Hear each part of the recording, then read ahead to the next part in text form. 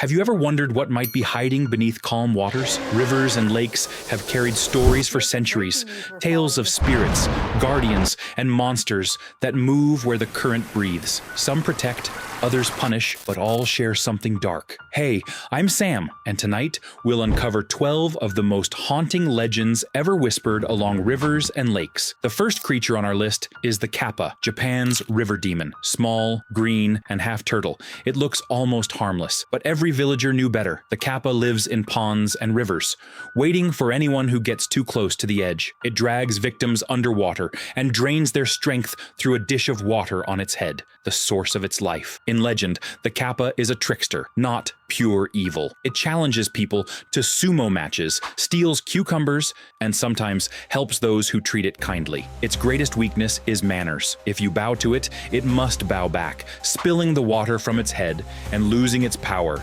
That one act can save your life. Old stories say parents warned children, never play near still water, because if you saw ripples without wind, the Kappa was near. Today, it appears in anime, manga, and even as city mascots, playful reminders of old fears. But behind the cute faces, the myth remains the same. The calmest waters hide the hungriest spirits. But not every spirit hides in rivers. Some rise from the endless sea, where silence itself becomes a warning. Second on our list is Umi-bozu, Japan's dark spirit of the sea. He appears when the storm ends, when the air goes still and the fog turns heavy. Fishermen feared that silence most, because that's when the sea monk rose from the deep, a huge black shape with a smooth round head, faceless, silent, and watching. Stories say Umi-bozu speaks only once, to ask for a bucket. If the sailors hand him one with a bottom, he fills it until the ship sinks. The only way to survive is to give him a bottomless bucket and flee while he's confused. Some say he's the ghost of a drowned monk. Others think he's the sea itself taking form. Even today, when the ocean suddenly calms after a storm, Japanese fishermen still remember his name. In anime and horror stories, he's a symbol of that moment, when peace feels wrong, when you realize the sea is holding its breath. Japan feared what came from the ocean, but in Australia, people feared what waited in the swamps. The next creature is the Bunyip, the swamp monster of Australia. It hides in billabongs, creeks, and waterholes, waiting for anyone who dares to swim at night. Descriptions vary. Some say it's covered in dark fur, with a dog's head and flippers like a seal. Others claim it's part crocodile, part bird, with a haunting cry that echoes across the wetlands. Aboriginal stories say the Bunyip guards sacred waters, punishing those who break taboos or trespass on forbidden land. Early settlers feared it too. They wrote about strange roars in the night and found enormous tracks in the mud, but no one ever caught it. Only silence and ripples remained. Today, the Bunyip lives on in Australian folklore and pop culture, from museums to children's books. Some say it's just a way to keep kids away from deep water. Others think something once lived there, something that still moves when the moon hits the swamp just right. From warm wetlands to mist-covered lochs, another creature waits, one that doesn't just watch from the water, it invites you in. Meet Uisge, the deadly water horse of Scotland. It looks majestic, almost inviting, with a slick black coat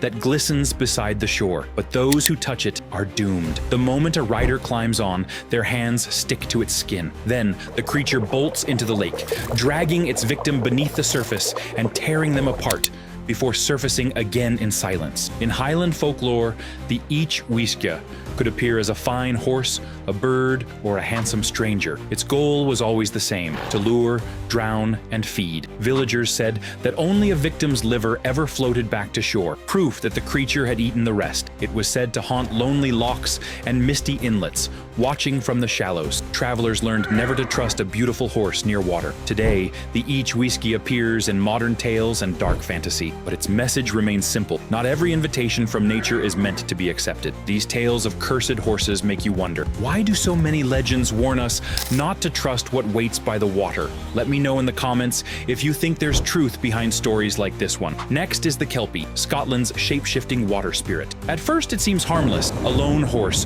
grazing by the riverbank, its coat slick with dew. But when someone climbs onto its back, the creature's skin turns sticky as tar. The Kelpie charges into the water, dragging its victim down to the depths. It devours them whole, leaving nothing behind but a few floating bubbles. Unlike the Uisge, the Kelpie haunts rivers and streams instead of deep lochs. Legends say it can take human form, often as a dark-haired man with cold, wet skin and eyes like still water. It lures travelers with soft words and sudden beauty. Some stories say it even cries out like a drowning person to draw rescuers closer. In Scottish folklore, iron and church bells could drive it away, but few dared to test that. Today, the Kelpie has become a symbol of mystery and power, even inspiring giant horse statues in Scotland. Yet, beneath the art, the warning remains. The water always wants something back. Across the sea, Europe tells of something smaller, but no less eerie, a being that collects what the water takes. Our next spirit is the Vodnik, the green water goblin of Central Europe.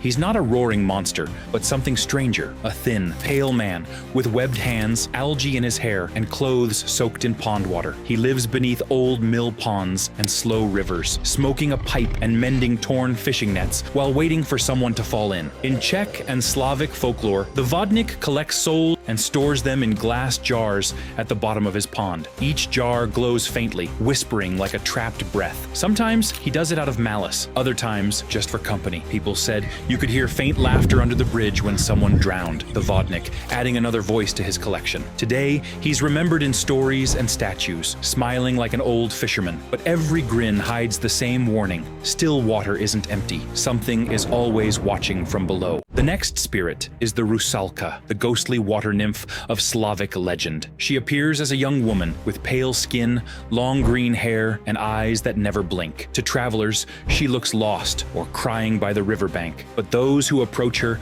never walk away again. When a man gets close, she pulls him into the water, wrapping her arms around him until his breath is gone. In ancient tales, Rusalkas were the spirits of women who drowned before their time, betrayed lovers, unwed brides, or victims of despair. Their anger tied them to the water, cursed to drag others down. Some stories say they dance under the moon, their laughter echoing like ripples. Others claim they rise from the depths only in spring, when rivers awaken from ice. Today, the Rusalka appears in ballet, paintings, and films, often softened into a tragic figure. But old stories never pitied her. She wasn't searching for love. She was searching for revenge. From rivers of Europe to the islands of the Pacific, the next tale comes from Melanesia, the story of Abaia, a giant eel said to guard sacred lakes. Unlike most monsters, Abaia isn't driven by hunger. It's a protector. It watches over every creature in its waters, punishing anyone who disturbs the peace. In legend, those who fish where they shouldn't face sudden storms or are pulled beneath by invisible hands, none return. People said the Abaia could stir the lake at will, summoning whirlpools, waves, even floods when angered. Some believed it was so enormous that its body filled the lake entirely, unseen but always present. To this day, villagers tell children to respect the quiet waters, because if a lake suddenly ripples with no wind, it means the guardian below has opened its eyes, and it never forgives trespassers. But not every guardian shows mercy. In the Philippines, they speak of the Buraroka, a creature that uses the water itself as bait. It begins by draining a pond or river until the fish flop helplessly on the ground. When villagers rush in to collect them, the Buraroka strikes. It releases the water in a violent rush, drowning everyone in seconds. Then it feeds. Stories from northern Luzon describe it as a bloated, frog-like being with sharp teeth and a huge mouth. Some say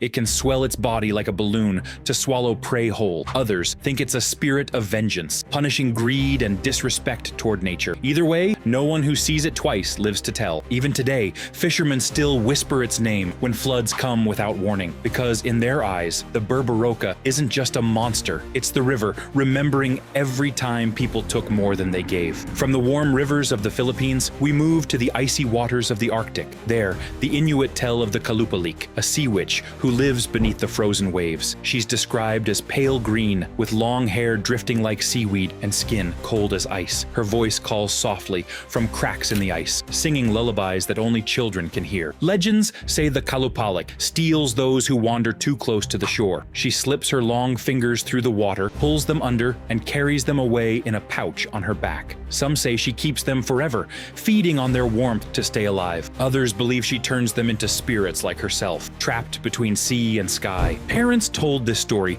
to warn their children never to stray near the ice, but over time, the tale became more than a warning. It became a truth the Arctic still whispers, that the sea has hands, and they reach for anyone who listens too closely. As we leave the frozen north behind, we reach the riverbanks of Latin America, where people still whisper the name La Llorona, the weeping woman. Her story is one of sorrow and punishment. Long ago, she drowned her children in a fit of rage or despair, and when she realized what she'd done, she took her own life. But the afterlife offered no peace. Her spirit returned to wander the rivers at night, crying for the children she can never find. They say her wails echo through valleys and streets, a sound that freezes anyone who hears it. Those who follow her voice are never seen again, pulled into the dark water by cold, unseen hands. In some regions, she's a warning to those who mistreat family. In others, she's a sign that death is near. Even today, mothers tell her story to keep children away from dangerous waters. But when night falls and the wind carries a faint sob, everyone listens, just in case it isn't the wind at all. And our final creature comes from the ancient waters of Aztec legend, the Ahuizotl. It's said to live where rivers meet the sea, lurking just below the surface. Small but deadly, the Ahuizotl resembles a dog or otter with smooth black skin, pointed ears, and a tail ending in a human hand. That hand is its weapon. It grabs the ankles of anyone standing too close to the water's edge and drags them beneath. In Aztec belief, the Ahuizotl didn't kill without purpose. It served the gods of the underworld, collecting the souls of the chosen, priests, nobles, and travelers fated to die by water. Afterward, their bodies were said to wash ashore, eyes missing and bones polished clean, proof that the gods had accepted the offering. Even centuries later, fishermen in Mexico still warn of strange splashes on calm nights. They say, if you hear crying near the river, don't look for the source, because the Ahuizotl's hand doesn't just pull bodies down, it pulls spirits too. If you enjoyed exploring the haunted rivers and forgotten lakes of the world, don't forget to subscribe. There are countless more spirits and creatures waiting just beneath the surface. From Japan's tricksters to the Aztec demons of the deep, every culture has its own warning about the water. Respect it or be claimed by it. We've met guardians, monsters, and souls who never found peace. But the one thing they share is simple. The stillest waters always hide the loudest stories. Thank you for watching. My name is Sam, and I'm really smart.